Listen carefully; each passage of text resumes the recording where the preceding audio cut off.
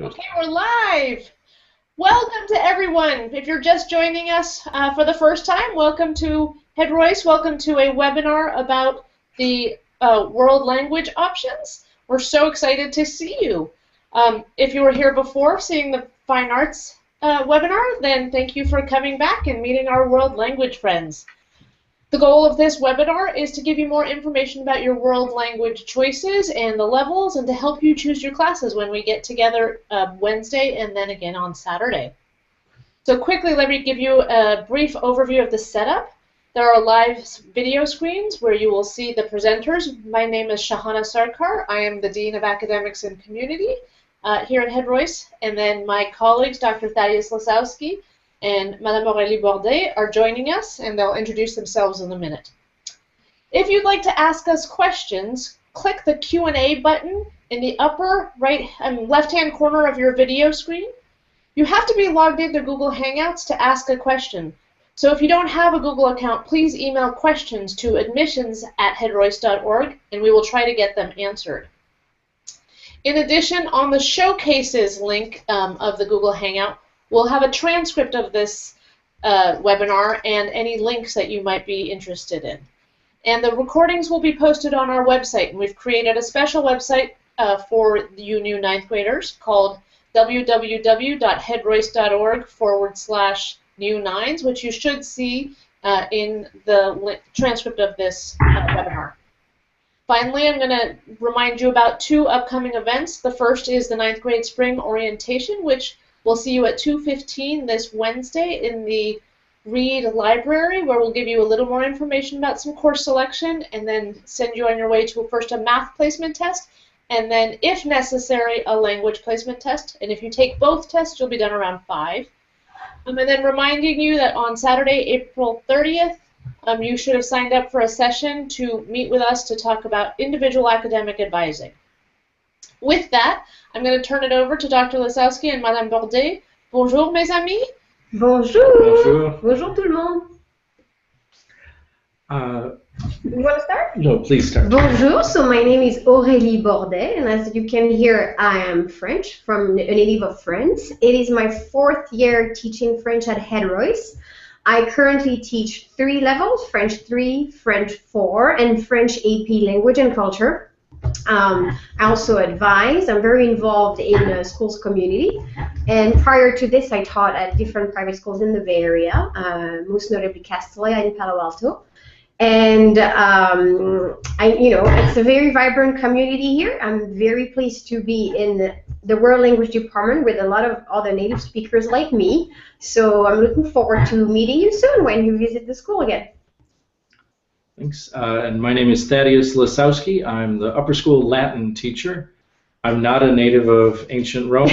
I teach this year Latin 3, Latin 4, which is a poetry class with Latin 5, and then AP Latin, which is poetry and prose. And I'm the chair of the World Language Department, so I could introduce our full department very briefly. We have 4 languages: Mandarin Chinese, Latin, French, and Spanish.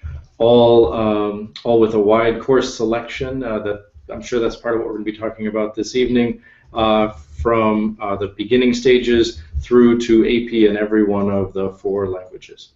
And a student, one last little detail to include that I know, well, that I want to make sure everyone's aware of: in addition to there being 4 choices, a student can take a second language as an elective, especially as the student gets toward like junior, senior year. It becomes very enriching. So let's say someone has gone very far in Spanish or French, they can pick up the other one or try a whole new field with Mandarin Chinese. Yeah. So that's a possibility at Head-Royce that we work to make work with the schedule, and so it's really alluring and really interesting to me.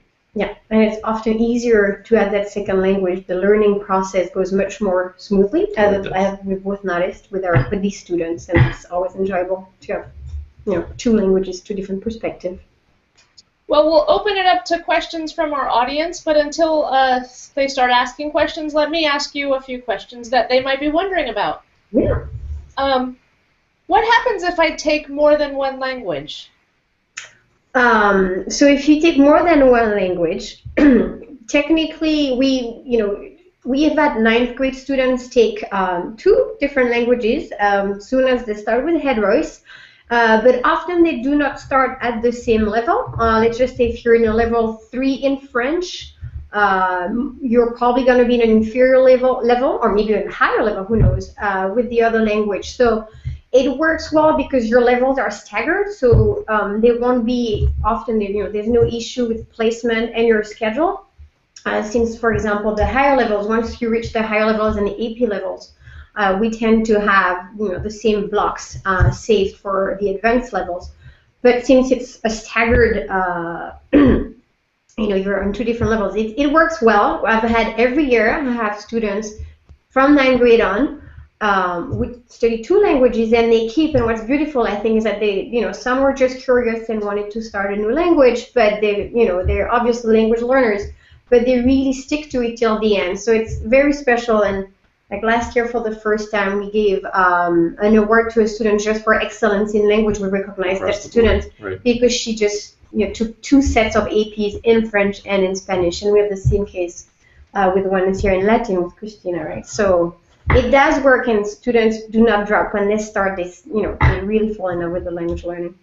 And one quick note I would add is this is maybe not the best thing to say as you start your high school career, but it's nice, assuming that there are two languages within the same language tradition, like the three Romance languages that we teach, Latin, French, and Spanish.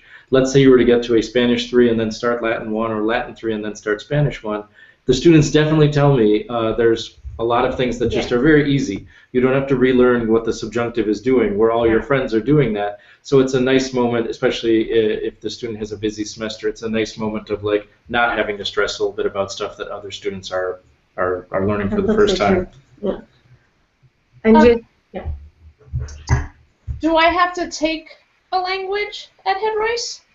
Absolutely. We pride ourselves in our language education, and it is a primordial part of your education at Head-Royce. So you need to take 3 years of language. 3 years of language. With my head. Visual. 3 years of language, of a foreign language, and you need to reach the level of 3. So it's not like you can just go, oh, I'm going to take French 1 year, Chinese 1 year, and then Spanish 1 to finish my junior year.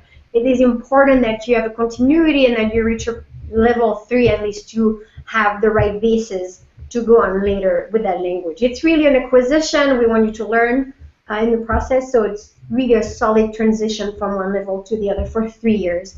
And would you say that most of our students keep on going? After they usually go beyond that third year. They go beyond the bare requirement for purposes of college admissions. Of course, you'd want to look like you pushed it a little further. But again, so 3 years of language study, and you have to get to that level 3 class. And for every one of the languages, the 3 is generally where you're getting into real meaty literature, which is, again, why we have that. Language class, by that point, almost starts to be like an English class. You're analyzing texts. You're not simply learning, articulating grammar. Right. Or how do I get a baguette in the cafe? You're beyond that. You're to a higher level. Yeah. And that's when students, you seldom hear, oh my God, I reached level 3, that's it, I'm done. I've never heard it personally. It's just things start clicking by then, and by level 4, it's more conceptual. You get to articulate your thoughts more clearly. You have real conversation, and that's when you really like, oh my God, now it's paying off. The beginning was hard, but now it's paying off, and I can communicate, be understood, and what I'm reading is generally better. Yeah, and I read authentic material. I can read the newspaper. I can listen to the news, the news, and it feels real. So students stick with it to senior year more often than not. Can I take a different language than one I was studying in middle school? Absolutely. So that happens, absolutely. So a student would have taken a language in middle school, perhaps, not in every case, but in some cases, and doesn't have to continue in that language. The option is open to start anew with a level 1 class. And as we were saying before, if you've had a little language exposure, generally that helps the early stages of wrapping your mind around how language is different from English. And I've actually, I don't want this to sound like bragging, But any of the teachers in the department, there are a couple of us who have a couple other languages. I know just enough Spanish to be dangerous and just enough French to be dangerous, like when I visited Madame in France. So I can find myself, and some of the other language teachers can do this, any of the scaffolding a good teacher is trying to do to help you reach vocabulary. Oh, how do I remember that fenestra means window in Latin? Well, you can think about defenestrate or some English words, or we help you with, we'll think it's fenet in French. Any ways that we can get students to make the connections is always good. So you can start in a level 1 in any of the 4 languages, depending on availability that year, and we would hope that that teacher, any connections we can do to language study you've done previously, or English vocabulary, make it a lot easier to learn the vocab. Yeah. Excellent. We have our first question from Sonia. Hi, Sonia. Bonjour, Sonia. Who asks, what is the balance between textbook work and focusing on starting conversations? That's a really good question. Wow. That is. Okay, well, actually, it's a question that we've been pondering in our department meetings too. We kind of pride ourselves on not being just textbook centric, if you want. I have a textbook for all my 3 classes. I do not use it every day, and definitely students do not use it for homework too much. It's a fine balance. I use the textbook for all the, it avoids doing a lot of research on the side. There's a lot. I have good textbook with really good writing materials, stories, literature excerpts, especially in AP, a lot of hands-on activities, also online. All our textbooks have online activities as well, so they're very interactive. There's a lot you can do just by yourself at home with the textbook. But definitely in class, it's very active. Sonia, be ready for an active classroom environment where you will be asked to contribute and reflect, do work group with your classmate, a lot of collaboration, and at least for my classes, the homework is not textbook based because I just think it's kind of disconnected to the real life and doesn't talk to students as much. So I assign real authentic material. So you will be asked to read excerpts of comic books or articles, newspaper articles, or watch videos, excerpt from films, excerpt from the news, excerpt from commercials even. So it really varies. It's not just, I'm in the textbook and it doesn't relate to you, and it's the names of people who have nothing to do with your life. So I try to base everything, within mind of students of your age and questions that make sense to you and things that are of interest to you. But definitely all our classrooms in the language department are very active. There's lots of projects, and if you come, you visit all of our classrooms, we can show you, we have things on the wall. It's fun to do grammar in a different, the fill-in-the-blank exercise. It's part of it, but it's definitely not the answer for us. And right now, we're doing the subjunctive tense, and kids are doing posters, making movie stars talk in the subjunctive, doing skits using them. It's very active, I would say. Perfect. Well, but, yeah. The only thing I would add to that is that a student in any of the languages, the more you can be willing to make mistakes. Oh, yeah. We love that. If you have traveled, that's how students learn when they travel. Yeah. Is no one's going to get it perfect the very first time they say something. You have to be willing to jump in that mix with other students, and then we're all making mistakes together and we're all learning. Yeah, and you'll be asked to speak in the target language in class, and even in particular, the little interactions. Madame, oh my God, I forgot my eraser. Just even this. These are the little words and expressions you'll need in real life. Oh my God, I'm sorry. I disagree. All of this, you'll be expected, to be in the target language, whatever language you choose. So it's not textbook-centric for sure, nor teacher-centric either. Wonderful. Okay, I actually want to continue my language that I took in middle school. How do I go about doing that? Do I have to start at level 1? You do not. For all 4 languages, at least for 3 of the 4 languages, I know we have a placement test ready to go. That's part of your Wednesday time with us. So what we would ask is if you're interested in taking a language that isn't simply level 1, if you have a lot of experience, please let us know. Fill out that Google form that was in an email from, I think, late last week, and we'll have a placement test ready to go later for you. And then the ideal is that teacher you don't want, I think anyone would know this, you don't want to get placed in a class that's farther ahead from what you're ready for. I had that happen to me once in college. I tested better than I should have in ancient Greek, and the entire semester I'm surprised. the whole semester, like, or until I figured out what was going on, I didn't know. And in college, you'll have less oversight from your teachers caring what happens to you. Then until I figured out what was going on, I just felt like I can't do any of this stuff. It's all over my head. What's wrong with me? And you don't want to have that feeling. So we try to be really careful about grading that placement test. And if you're ever on a fence, we would prefer that you stick with the slightly earlier class rather than the class that's at risk of being too hard for you. And then we also, especially in Mandarin Chinese, would be very willing to reach out to the teacher at your current school and just gauge out what textbook we're using, what would you be ready for, what would you not be ready for. And since there's not a lot, this isn't hundreds of people we'd have to do that for, we can figure out usually a good placement. Yeah, and we do talk to your current teachers if you come from another school. Every year I email, I'm in conversation with the French teacher of our incoming ninth graders.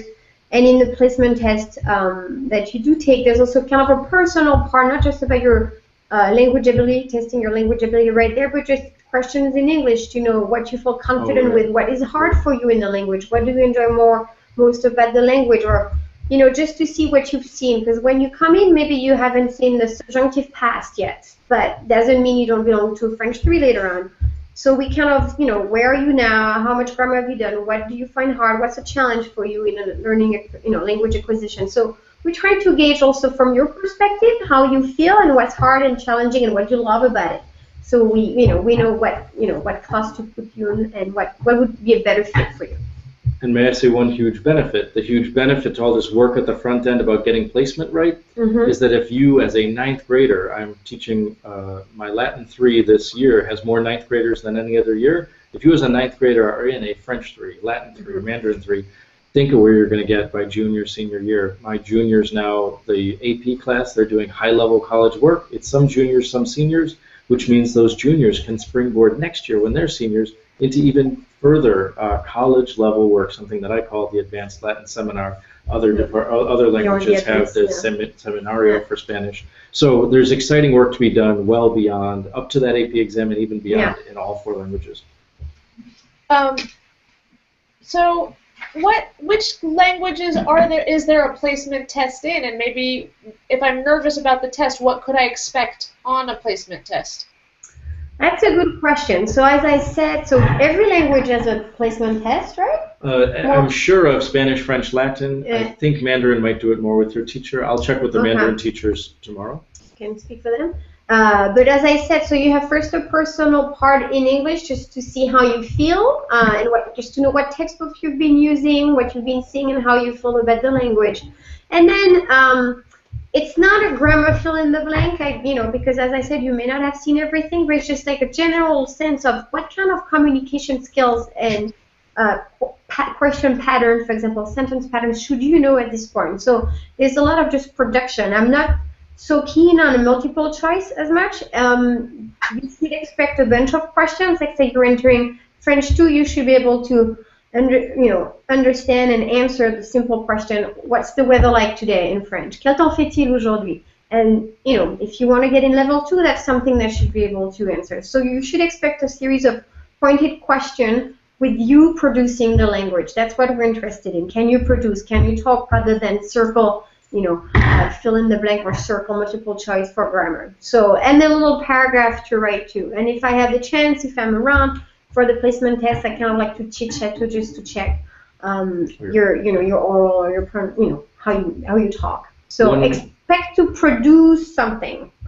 One nice thing to be said for anyone who's nervous about that placement test, it's not a test. It's not a test. It's a questionnaire. It's one of the few tests where your goal is not to do absolutely. You're not trying to get 100%, right? It's not your goal on a placement test. That's what I did wrong when I was that college freshman. Your goal on a placement test is actually to give the most accurate view of exactly what you know and what you don't know, because you want. There's no reason to be stressed about I need to get 100. A placement test where you could get 100%, it is probably not a placement test that's right for you at that time. You want to show what you can do. and to make sure you're placed in the right class for you the following year. That's what matters most. So no, don't be nervous about it. I want to remind our viewers that if you're not seeing the Q&A option to ask a question, you can click the icon that looks like a tic-tac-toe board in the upper right of your video screen to toggle back and forth between the links we are sharing and the Q&A option. So Sonia has another question. She's wondering, what are the projects like? Ah, good gosh, you're following the answers. That's good. You're paying attention. Projects. Okay, so for example, where should I start? So in French 3, when we do the comparative, I am taller than, I eat faster than you, and the superlative, she's the tallest. We do a comparative kind of silly video commercial where two students are comparing a product. So they chose the product, they have to write a script. So when I say project, it's also a control project. You know, it's fun to create, but I don't want students to go completely loose and come up with things that are unrealistic and incomprehensible. So there are really strict guidelines, but it's always, the creativity is really there too. So, you know, this year, for example, two of them chose to compare shampoo, and it was kind of it's a take on the tacky commercial. Say, oh my God, wow, John, your hair is really shiny. It's more shiny than mine. And then, of course, yeah, because I use this, it has the most protein in it. It's the cheapest. So they have to, checking. They have to use 3 superlatives, 4 comparatives, for example, and it's filmed and it's on my YouTube channel. It's really fun.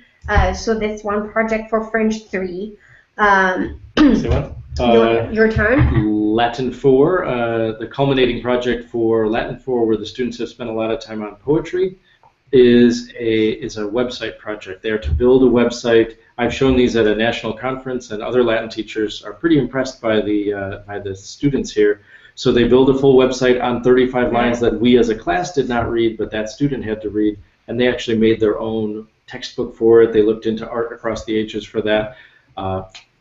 You can look at them at avidprojects.headroyce.org. Again, it's plural, avidprojects.headroyce.org. And I really have had teachers, some I've met at conferences and some I've never met, just emailing me out of the blue because they really appreciate what these students are doing on that website. And I kind of like that the ancient language is the one with this fairly, they're pretty good looking, they're pretty future feeling, present tense feeling websites. So that's a great example. Yeah. It's a great example of where intense work, very scholarly work. They translate. They ask great questions. There's nothing fluffy in those websites. The two months, kind of 7 weeks of them working on that and other things, but produces this great kind of result that they can be proud of. There's no single thing in the AP class, even as they get older. There's no single thing that they invest that much time into for one project. So I have a vision of some of them showing each other their Ovid project when they get to college, but maybe they don't do that. But maybe they do. Yeah. I don't know. In Chinese, I feel like they sometimes I've seen them making pot stickers in the kitchen. Oh, yeah, we're big on food too. We are the world language department. I know in Chinese they do cook and they follow important events throughout the Chinese calendar and celebrations. So it's always also matching with culture. It's not completely random, of course not. I know in French 4 we do a lot of work on the francophone world, and students do a Google slide presentation on one French-speaking area in the world, and it's really, you may have done this in lower levels, but here you have to talk about the current events and to more political aspect also of it. And always as an extra credit, I said, well, you can bring a dish from that area. So last year, remember, a student brought couscous. They were doing Morocco, and we had to make couscous. So we try to include the food. For Epiphany, I bring a galette des rois.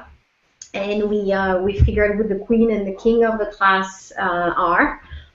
So yeah, it sounds like Sonia likes eating, and she's that's the right department. And Spanish, I'm trying to think projects I've seen in Spanish. I subbed a class once. I'm not sure what they were filming, but it was iPads going around, putting scenes on the board behind them, simply drawn. I think they were filming extra scenes from like maybe a book they were reading. I couldn't quite follow it. And I know it's not quite a project, but I know they do a lot of, not a lot, but they do a significant amount of Skyping whenever they can with the school, if the time zones line up correctly, with the school where our teacher is from in Colombia. So right, they do some serious Skyping, which if you think about it, helps both sides. The other side wants to practice their English, we want to practice our Spanish. It's a win-win. I feel like I've also seen the Spanish students salsa dancing on the patio, but maybe that was... Yeah, and last week, if you look closely, you would have seen the French AP going to play pétanque on the baseball field as well. I didn't see that. Yeah, I take them every year. They see it's hard. It's not as leisurely as it looks. What if I have never studied a language, but I speak it at home? Thaddeus, I'm thinking probably not Latin. This doesn't happen very often. Nope. Well, that's a good question. Every year I have native speakers in my classes, and we also, because in Berkeley there is the French École Bilingue, we also get quite a few students who come from there, or who at least just did elementary school in French. So it really depends, and that's why I think Head-Royce is such a great school. We kind of tailor it to the needs and the level of the student. It's not because you did your middle school years in French or that you speak French at home with your parents that you necessarily go straight to AP. Don't assume that. Often, a student who speaks at home may have a different, approach to writing and may struggle more with the writing and the grammar rules and the spelling patterns. So they also do take-home placement tests, a more advanced one, a placement questionnaire to see how their writing works and their thinking pattern, and can they use linking expressions. And if it's a 9th grader, for example, we kind of think of the maturity level as well. It's not just your linguistic ability, but your thinking ability. It would not be fair to have you win a grade. In a class, it may work, but the only 9th grader in a class of senior in the advanced seminar may not be the right fit for you. So we do take this into account, and it's kind of case per case. Every kid is different and has a maturity growth that that differs. So, but and as far as I can tell, like every year, my native speakers fit perfectly, and there's been no defection or no complaint. Like, we did the right thing for them, and we're in discussion with the parents as well. We make sure the parents have a perspective that we want to hear on this. So, may I say a productive one where we can do it case by case. I was only involved this fall semester when there was a young woman from a Latina background who clearly her Spanish pronunciation, obviously, very, very strong. That was her family's heritage. And so she took the placement test, and she was on one of those cusps, just what we were talking about. And the teacher and I and she kind of spoke together, and we decided, have her stay in the class she's in, not to advance. But what was nice was that teacher knew there's another young man in the class, Latino heritage on his side, strong pronunciation. And so whenever they do pair work, which is pretty often in that class, you're pairing off to answer questions together or do a dialogue or any of that role playing that can happen. She puts them together, and so it was a perfect case of like, let's stay where you are, let's work with this one-on-one. Your test isn't exactly a good determiner. Let's have you choose. You chose to stay in that Spanish 3 in her case, and then because of that nice coincidence of having the other student in almost exactly the same position, it worked well, and I checked in with her at the semester break. It's still working really well. So she's kind of having the same class, but a little bit different, a little bit juiced up in those small group activities. I'm going to put out another call to our viewers. If they have any questions, please feel free to type them into the Q&A box by clicking on the Q&A in the upper right-hand corner. Or if you're not seeing the Q&A option and you'd like to ask a question, click the icon that looks like a tic-tac-toe board in the upper right of your video screen to toggle back and forth between the links we're sharing and the transcript and the Q&A option, so you can ask questions that way as well. I have more questions for you, so if you two are still ready to keep going. Yeah, of course. I'm curious, what do you study in a first year of a language? Ha! I can start. I've just looked through all 4 descriptions, so I know the different languages. These are available on that same scheduling website, or I think it's available, I'm sorry, in that email that asks about language choices, forgive me. A great example for Latin, it's been a while since I've taught Latin, but a great example is the vocabulary has to kind of be that baseline of any language study. So those things I was saying before, like fenestra for window, and the teacher is trying to connect it to derivatives in English or to other things you may be able to connect it to. That's the baseline for any one of the languages. So we're trying to get you to a place where some basic nouns that you can move around with some basic verbs in nice sentences, and to get you talking and thinking as quickly as possible. Yeah, that's the key. Because that's the way you're not a baby, but that's the way a baby can learn. If you think about it, the baby that every one of us has learned a native language. It starts with nouns and simple verbs, and then you start building from there, building from there, building from there. So that's our vision. And then as much as you can in the 4 different types of language, types of culture from around the world, as much as possible building in truly genuine historical and cultural work all around the world. So Spanish obviously is half the globe, China half the globe, France also France half all the around. globe. And Latin, we talked about different places that the Romans conquered and made them speak Latin. And now how that led to all the 9 different Romance languages around the world. So, as much as we can, students producing actual language as quickly as possible, learning some vocab, learning the grammar, and you'll see on that list what a student is able to do generally at the end of a 1. You can speak in the present tense or in the past tense or something like that. But it's mainly getting the culture, the basics, the grammar, and the basic. And the basics of everyday conversation as well. And a lot of, as you said, a lot of production. When I go down and go check the middle school level ones, lots of or upper school when we have it, lots of video, lots of action, lots of skits. Just push you. You gotta get over that first hump where be comfortable making mistakes. Yeah, we've all done it. All right. Well, I'm going to start wrapping us up, and we'll see if we get any last questions, and I'll intersperse if we do. But I'd like to remind all our viewers that on Wednesday, April 27th, the 9th grade spring orientation will happen at 2:15 in our library. And we'll give you more information about course registration, and then they'll give you the 2 placement tests in math and in language. And then on April 30th, we want you to sign up for 25-minute academic advising slots where we'll meet with you individually, you and your families, to listen to your choices and your experience and try to get you a great lineup for next year. We're really, really excited to see you guys in the fall. Yeah. Dr. Lesowski and Madame Bordet, thank you so much. You've given us a lot of information. Merci. Gracias, Ago TV. Gracias, señorita. Y Sheshe. Sheshe. We can have one. Thank you, Sonia. And visit us if you're on campus. Right. Au revoir. Au revoir. Goodbye, everybody. Thank you.